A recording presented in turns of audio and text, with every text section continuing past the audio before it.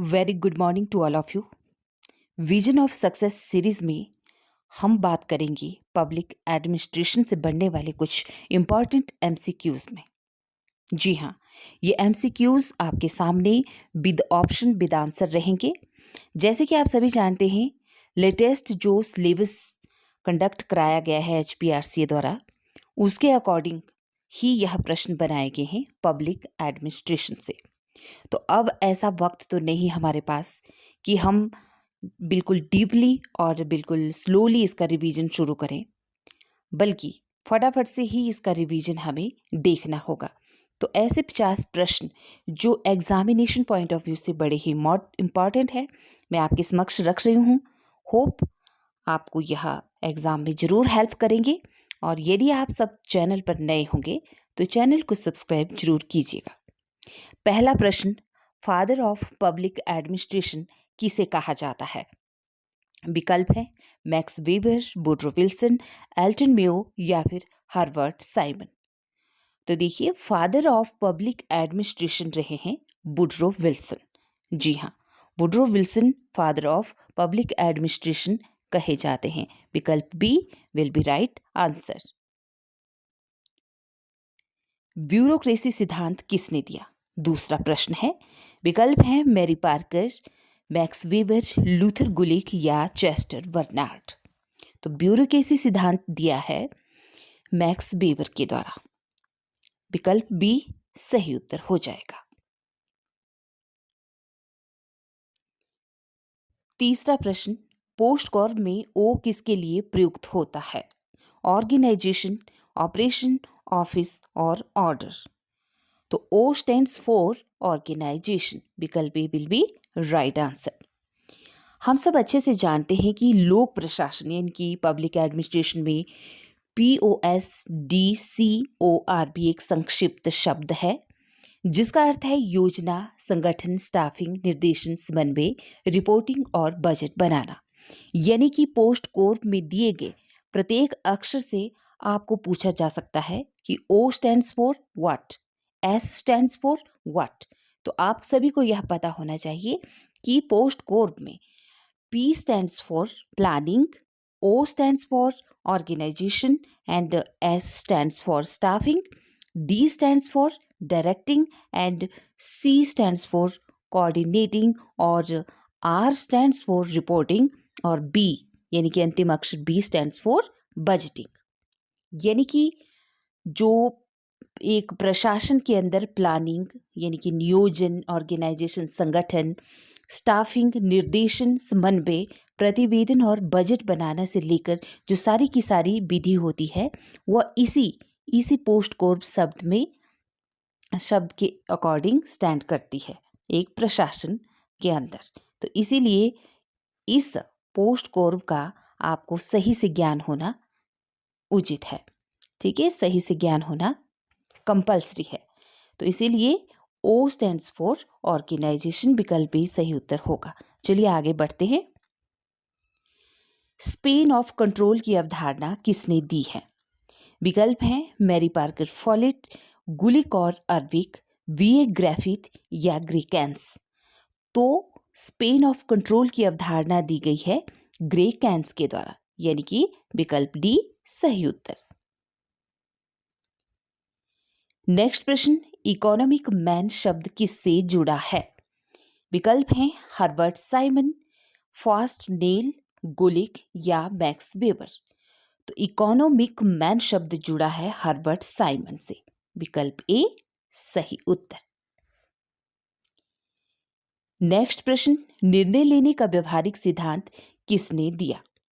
विकल्प हैं Simon, मस्लो, McGregor या मेयो। तो साइमन के द्वारा निर्णय लेने का व्यवहारिक सिद्धांत दिया गया है। विकल्प ए सही उत्तर। नेक्स्ट प्रश्न, हॉर्थोन अध्ययन किससे संबंधित है?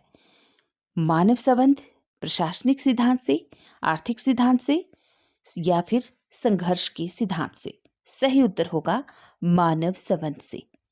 हॉर्थोन अध्ययन संबंधित है मानव संबंध से, इसलिए विकल्प ए सही उत्तर। प्रशासन का मुख्य उद्देश्य क्या होता है? शक्ति, नीति निर्माण करना, जनसेवा करना या फिर लाभ कमाना? तो प्रशासन का मुख्य उद्देश्य होता है जनसेवा करना। विकल्प सी सही उत्तर। नेक्स्ट इंपॉर्टेंट प्रश्न देखिए, ई गवर्नेंस का मुख्य उद्देश्य क्या है? कर्मचारियों की संख्या बढ़ाना, सरकारी कार्यों को डिजिटल बनाना, ज्यादा टैक्स लेना या फिर प्रशासन का निजीकरण करना? तो ई गवर्नेंस का मुख्य उद्देश्य होता है सरकारी कार्यों को डिजिटल बनाना। विकल्प बी सही उत्तर। नेक्स्ट प्रश्न, एनपीए यानी कि न्यू पब्लिक एडमिनिस्ट्रेशन का प्रमुख नारा क्या है? एफिशिएंसी, इकोनॉमी, इक्विटी और सोशल जस्टिस या फिर प्राइवेटाइजेशन? तो एनपीए यानी कि न्यू पब्लिक एडमिनिस्ट्रेशन का प्रमुख नारा है इक्विटी एंड सोशल जस्टिस। विकल्प सी सही उत्तर। प्रश्न 11 देखिए, पब्लिक एडमिनिस्ट्रेशन का मुख्य कार्य क्या है? नीति निर्माण करना, नीतियों का क्रियान्वयन करना, अनुसंधान करना या फिर निजीकरण करना? तो पब्लिक एडमिनिस्ट्रेशन का मेन कार्य होता है नीतियों का क्रियान्वयन करना, यानी कि विकल्प बी सही उत्तर। क्लासिकल थ्योरी का आधार क्या है? मानव संबंध, वैज्ञानिक प्रबंधन, औपचारिक संगठन या फिर लोकतंत्र? तो क्लासिकल थ्योरी का आधार रहा है औपचारिक संगठन से। विकल्प सी सही उत्तर। नेक्स्ट प्रश्न, प्रिंसिपल्स ऑफ एडमिनिस्ट्रेशन किसने लिखी है? यह एक बहुत ही प्रसिद्ध बुक है जिसके राइटर हैं, पहले विकल्प देख लेते हैं, गुलिक, आर्बिक, वुडरो विल्सन और वाइट। तो देखिए, लूथर गुलिक और आर्बिक ने POSDCORB यानी कि पोस्ट कॉर्ब का सिद्धांत भी दिया है और यह लिखिए आपके वाइट ने। विकल्प डी सही उत्तर हो जाएगा यहाँ पर, राइट। नेक्स्ट प्रश्न, पॉलिटिक्स एडमिनिस्ट्रेशन डिकोटॉमी किससे जुड़ा है? सही उत्तर हो जाएगा विकल्प बी वुडरो विल्सन। यहाँ पर साइमन भी नहीं होगा, मैक्स वेबर भी नहीं, म्यो भी नहीं, बल्कि विकल्प बी वुडरो विल्सन सही उत्तर हो जाएगा। यानी कि पॉलिटिक्स एडमिनिस्ट्रेशन डिकोटॉमी जुड़ा है वुडरो विल्सन से। नेक्स्ट प्रश्न, वेबर की ब्यूरोक्रेसी का आधार क्या रहा है? करिश्माई नेतृत्व, परंपरागत नेतृत्व, विधि तर्कसंगत अधिकार या फिर बल प्रयोग? तो विधि तर्कसंगत अधिकार, यानी कि विकल्प सी यहां पर सही उत्तर होगा। वेबर की ब्यूरोक्रेसी का आधार रहा है। नेक्स्ट प्रश्न, साइंटिफिक मैनेजमेंट का जनक कौन कहलाता है? Herbert Simon, Frederick Taylor, Max Weber और Mary Follett? Frederick Taylor scientific management के जनक कहलाते हैं। विकल्प बी सही उत्तर। नेक्स्ट प्रश्न, डिलीगेशन का अर्थ क्या होगा? कर्मचारियों को दंड देना, अधीनस्थ को अधिकार देना, काम को रोकना या फिर नए कर्मचारी भरना?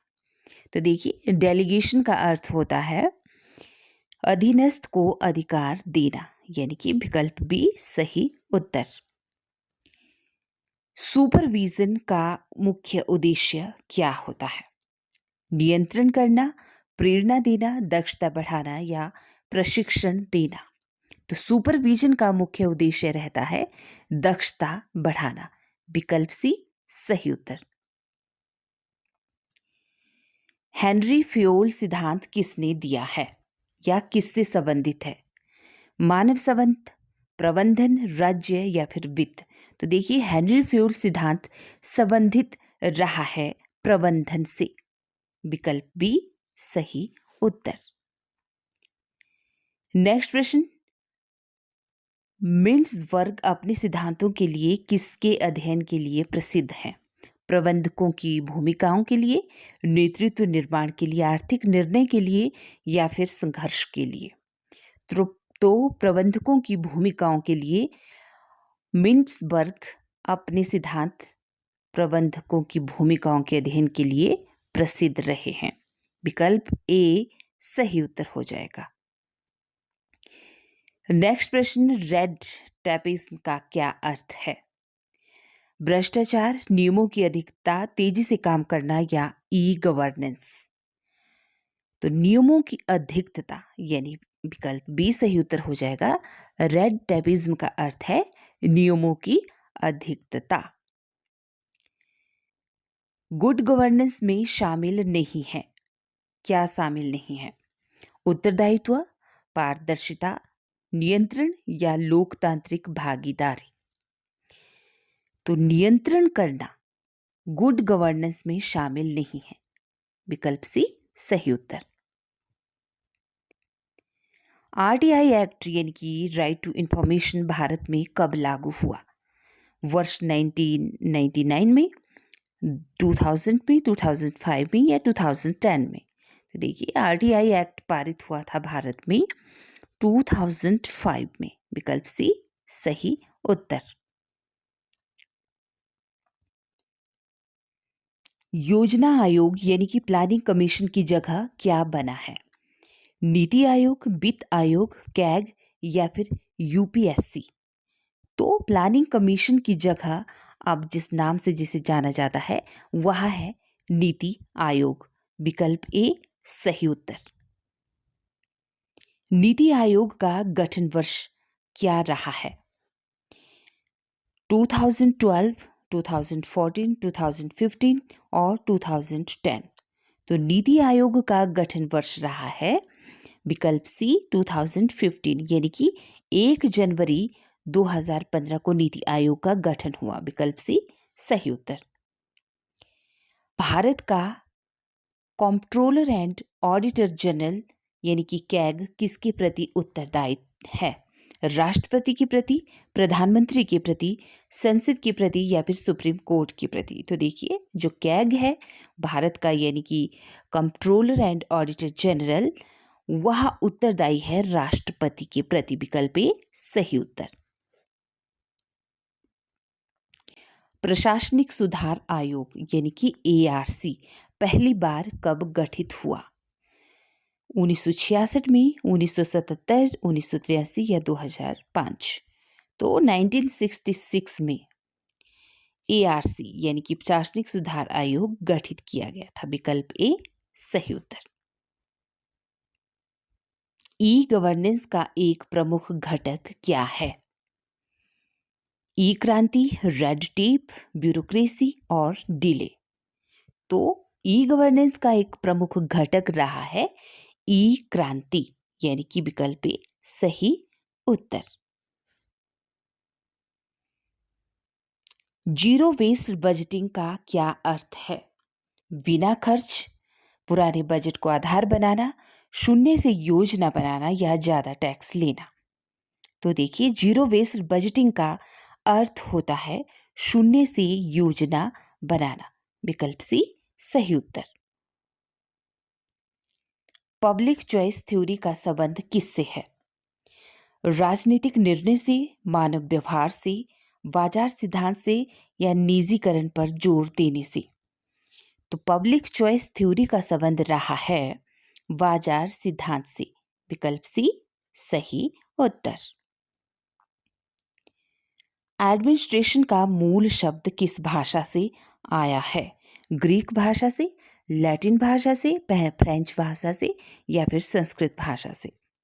तो एडमिनिस्ट्रेशन यानी कि ad plus ministry, ad plus ministry, यह शब्द मूलतः लैटिन भाषा का शब्द है।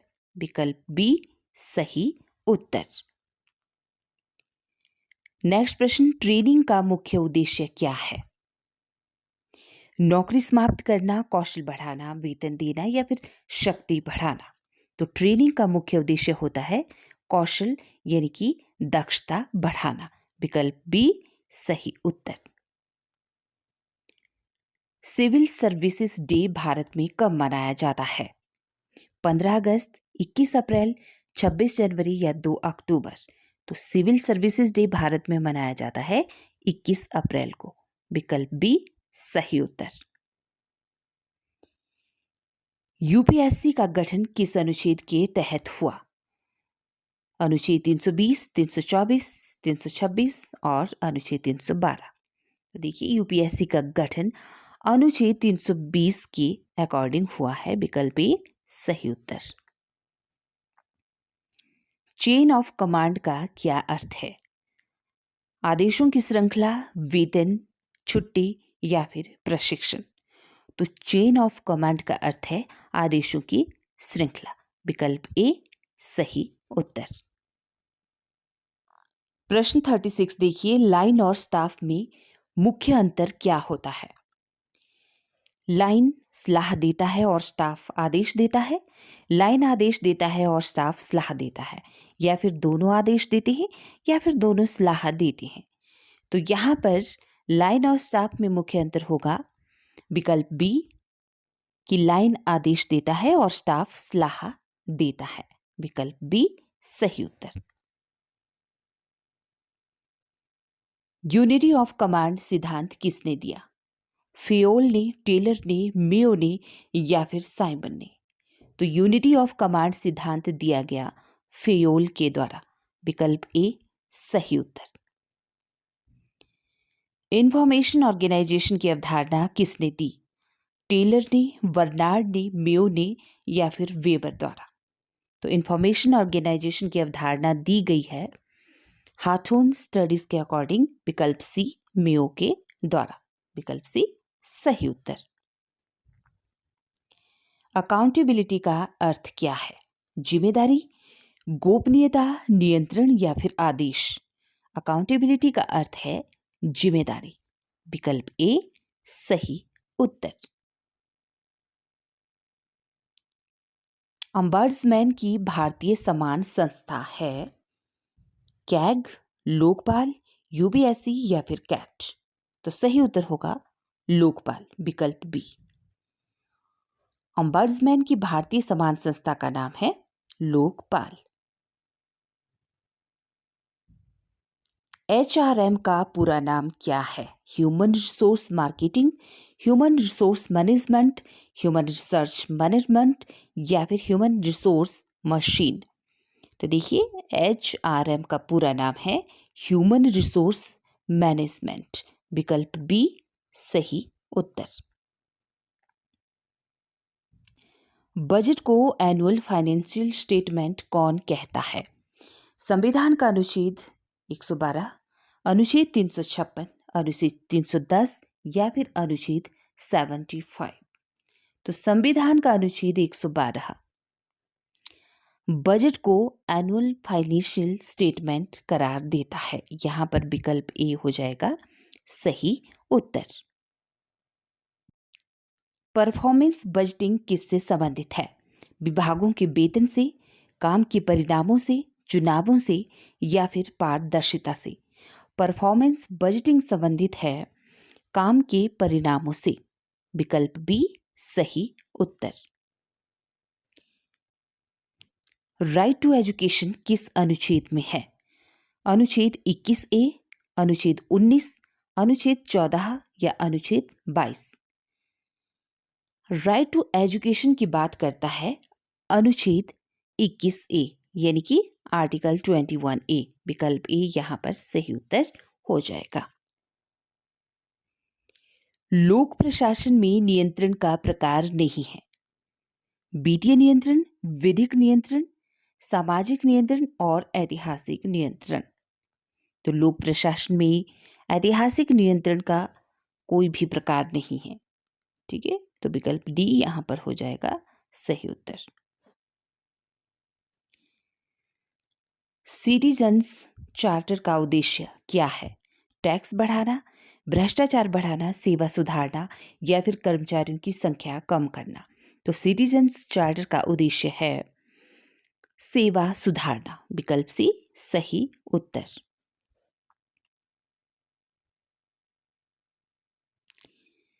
पब्लिक कोऑपरेशन का उदाहरण है एलआईसी, प्रधानमंत्री कार्यालय, निर्वाचन आयोग या फिर सुप्रीम कोर्ट। तो पब्लिक कॉरपोरेशन का मेन उदाहरण है LIC, लाइफ इंश्योरेंस कॉरपोरेशन। तो विकल्प ए सही उत्तर। डेलीगेशन की सीमा कहलाती है क्या? फॉर्मलाइजेशन, डिसेंट्रलाइजेशन, रिस्पॉन्सिबिलिटी या फिर कंट्रोल। तो डेलीगेशन की सीमा कहलाती है रिस्पॉन्सिबिलिटी। विकल्प सी सही उत्तर। एडमिनिस्ट्रेटिव लॉ को और क्या कहते हैं? राज्य का कानून, सरकारी प्रक्रिया कानून, अधिकारी कानून या फिर प्रशासनिक प्रक्रिया कानून। तो एडमिनिस्ट्रेटिव लॉ को कहा जाता है प्रशासनिक प्रक्रिया कानून। विकल्प डी सही उत्तर। Last but not least, Bharat में पंचायती राज का प्रारंभ कहाँ से हुआ? राजस्थान से, हरियाणा से, उत्तर प्रदेश से या फिर गुजरात से। तो देखिए, राजस्थान के नागौर जिले से भारत में पंचायती राज का प्रारंभ माना जाता है। विकल्प ए सही उत्तर। HPRC द्वारा कंडक्ट कराए जा रहे 2025 के, यानी कि आपको पता है दिसंबर से शुरू हो रहे हैं TGT एग्जाम, ठीक है।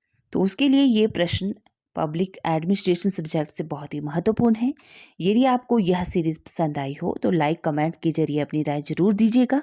नेक्स्ट कड़ी में जल्द ही मिलते हैं और 50 प्रश्नों के साथ। तब तक तैयारी को मजबूत रखिए और इसी तरह रिवीजन करते रहिए।